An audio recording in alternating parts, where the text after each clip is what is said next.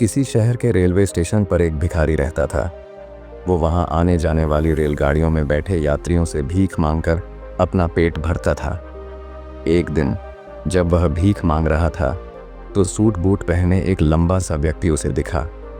उसने सोचा कि यह व्यक्ति बहुत अमीर लगता है, इससे भीख मांगने पर यह मुझे ज़रूर अच्छे पैसे देगा। वह उस लंबे व्यक्ति से भीख मांगने लगा। भिखारी को देखकर उस लंबे व्यक्ति ने कहा, तुम हमेशा मांगते ही रहते हो, क्या कभी किसी को कुछ देते भी हो? भिखारी बोला, साहब मैं तो भिखारी हूँ, हमेशा लोगों से मांगता ही रहता हूँ। मेरी इतनी औकात कहाँ कि किसी को कुछ दे सकूं। लंबा व्यक्ति बोला, जब किसी को कुछ दे नहीं सकते तो तुम्हें मांगने का भी कोई हक नहीं है। मैं एक व्यापारी हूँ और लेन देन में ही विश्वास करता हूँ। अगर तुम्हारे पास मुझे कुछ देने को हो तभी मैं तुम्हें बदले में कुछ दे सकता हूँ। इतना कहने के बाद वह लंबा आदमी ट्रेन में बैठकर चला गया। इधर भिखारी उसकी कही गई बात के बारे में सोचने लगा। उस लंबे व्यक्ति के द्वारा कही गई बात उस भिखारी के दिल में उतर गई। वह सोचने लगा कि शायद मुझे भीख में अधिक पैसा इसीलिए नहीं मिलता क्योंकि मैं उसके बदले में किसी को कुछ दे नहीं पाता हूँ। लेकिन मैं तो भिखारी हूँ, किसी को कुछ देने लायक भी नहीं हूँ। लेकिन कब तक मैं लोगों को बिना कुछ दिए केवल मांगता ही रहूँगा। बहुत सोचने के बाद उस भिखारी ने निर्णय किया कि जो भी व्यक्ति उसे भीख देगा उसके बदले में वह भी उस व्यक्ति को कुछ ज़रूर देगा। लेकिन अब उसके दिमाग में यह प्रश्न चल रहा था कि वह खुद भिखारी है तो भीख के बदले में वह दूसरों को क्या दे सकता है। इस बात को सोचते हुए 2 दिन हो गए, लेकिन उसे अपने प्रश्न का कोई उत्तर नहीं मिला था। तीसरे दिन जब वह स्टेशन के पास बैठा हुआ था तभी उसकी नज़र कुछ फूलों पर पड़ी जो स्टेशन के आसपास के पौधों पर खिल रहे थे।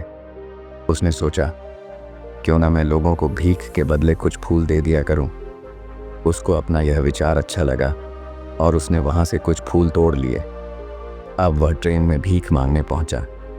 अब जब भी कोई उसे भीख देता तो उसके बदले में वह भीख देने वाले को कुछ फूल दे देता। उन फूलों को लोग खुश होकर अपने पास रख लेते थे। अब भिखारी रोज फूल तोड़ता और भीख के बदले में उन फूलों को लोगों में बांट देता था। कुछ ही दिनों में उसने महसूस किया कि अब उसे बहुत अधिक लोग भीख देने लगे हैं। वह स्टेशन के पास के सभी फूलों को तोड़ लाता था। जब तक उसके पास फूल रहते थे तब तक उसे बहुत से लोग भीख देते थे, लेकिन जब फूल बांटते बांटते ख़त्म हो जाते तो उसे भीख भी नहीं मिलती थी। अब रोज़ ऐसा ही चलता रहा। एक दिन जब वह भीख मांग रहा था तो उसने देखा कि वही लंबा व्यक्ति ट्रेन में बैठा है जिसकी वजह से उसे भीख के बदले फूल देने की प्रेरणा मिली थी। वह तुरंत उस व्यक्ति के पास पहुंच गया और भीख मांगते हुए बोला, आज मेरे पास आपको देने के लिए कुछ फूल हैं। आप मुझे भीख दीजिए तो बदले में मैं आपको कुछ फूल दूंगा। उस लंबे व्यक्ति ने उसे भीख के रूप में कुछ पैसे दे दिए और भिखारी ने कुछ फूल उसे दे दिए। उस लंबे व्यक्ति को यह बात बहुत पसंद आई। वह बोला, वाह क्या बात है, आज तुम भी मेरी तरह एक व्यापारी बन गए हो।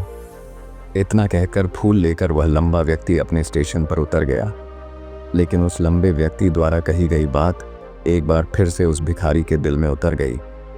वह बार बार उस लंबे व्यक्ति के द्वारा कही गई बात के बारे में सोचने लगा और बहुत खुश होने लगा। उसकी आंखें अब चमकने लगीं। उसे लगने लगा कि अब उसके हाथ सफलता की वह चाबी लग गई है जिसके द्वारा वह अपने जीवन को बदल सकता है।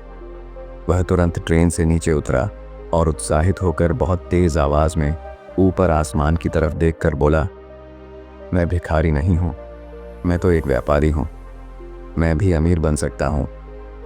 लोगों ने उसे देखा तो सोचा कि शायद यह भिखारी पागल हो गया है और अगले दिन से वह भिखारी उस स्टेशन पर फिर कभी नहीं दिखा।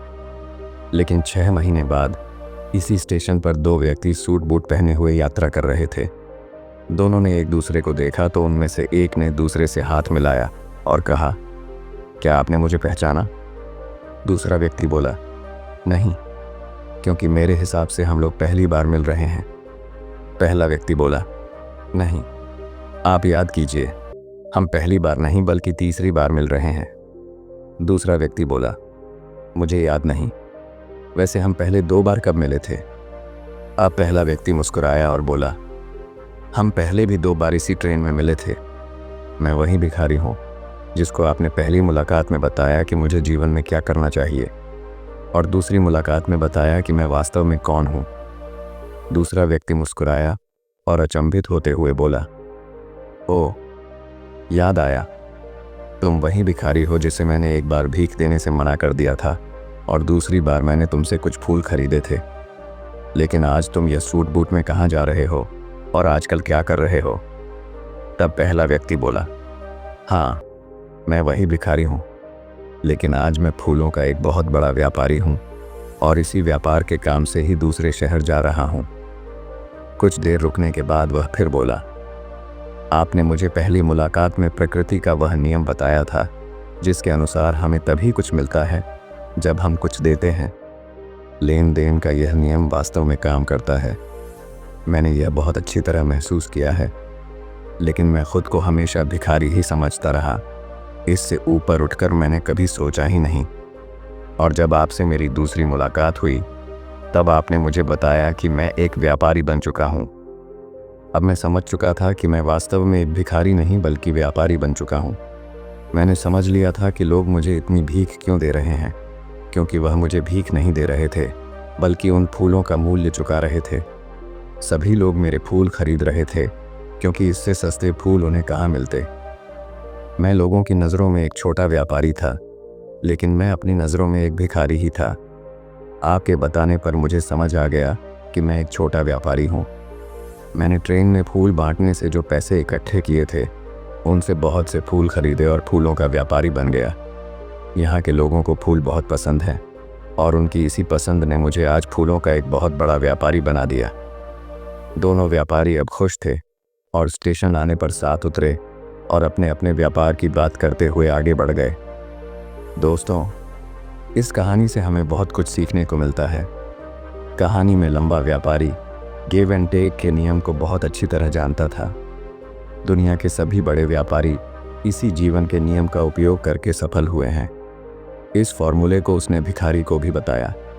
भिखारी ने इस प्राकृतिक नियम को अपना लिया और इसका असर उसके जीवन में साफ दिखाई देने लगा। उसने अपनी सोच बदली और उसकी ज़िंदगी बदल गई। यह कहानी हमें बताती है कि हम यदि अपनी सोच बदल लें तो कुछ भी हासिल किया जा सकता है। यदि हम खुद को छोटा समझते रहेंगे तो हम हमेशा छोटे ही बने रहेंगे। बड़ा बनने के लिए हमें अपनी सोच को बदलना होगा और खुद के बारे में बड़ा सोचना होगा। कहानी का सार यह है कि सफलता आपकी सोच में छुपी होती है। खुद का आत्मसम्मान जगाइए, अपनी सोच को बड़ा बनाइए और देखिए कैसे आप सफलता के शिखर पर पहुंच जाते हैं।